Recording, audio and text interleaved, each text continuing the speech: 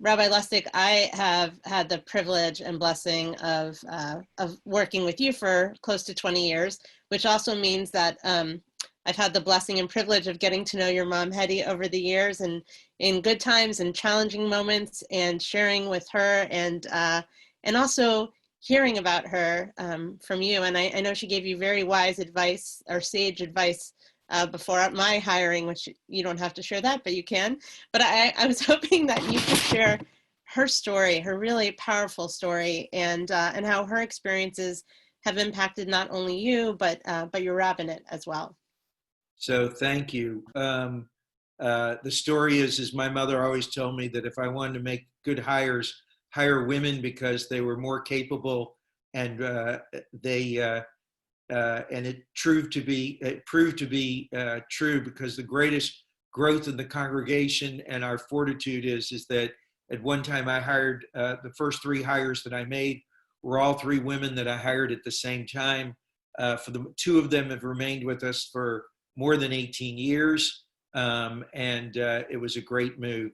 My mother is a Holocaust survivor, and she's a woman of incredible fortitude.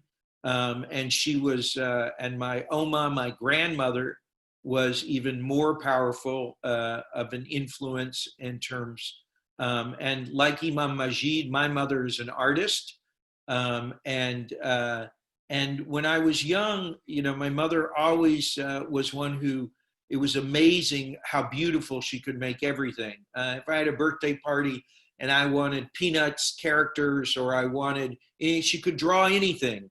If I wanted to play and say, Mom, I'm bored, I'd like to have a castle, she would take pieces of paper or newspaper, put them up on the wall, and in 2 seconds she could draw an incredible castle.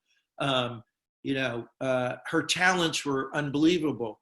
When I was in high school, I went to the high school in Israel, and I went to Yad Vashem, and the place that honors the loss and death of people in the Holocaust.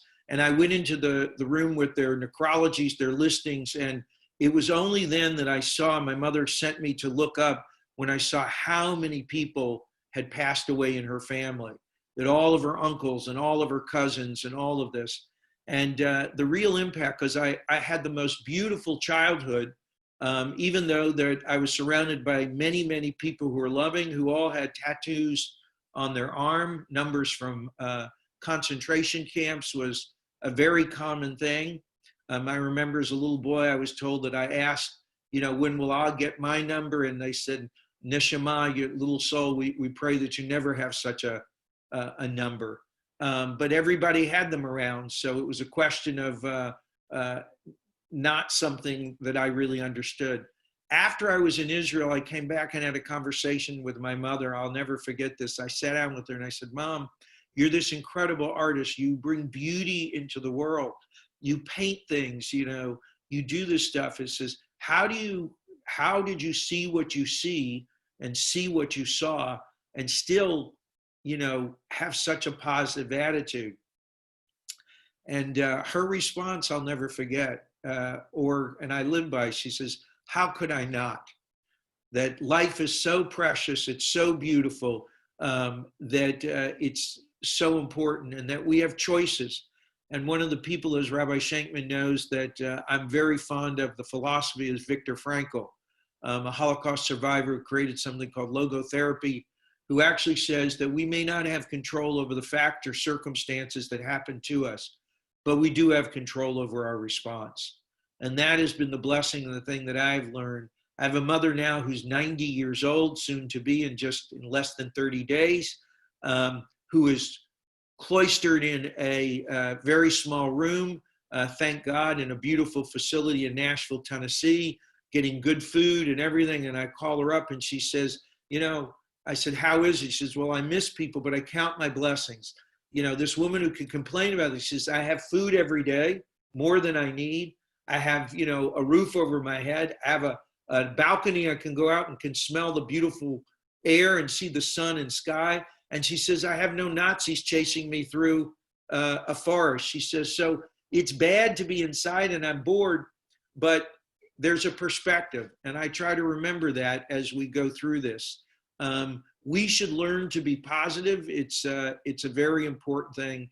And you know, the old story is the man who two men go on the road, and one guy gets there, and a guy's sitting there, and the sign is down by the side, and this guy had just come from the road from Jerusalem, and he sees this traveler with a five-way sign in front of him, and he says, "Oh my God, what's wrong?" And the guy says, "The sign is down. I don't know which way to go."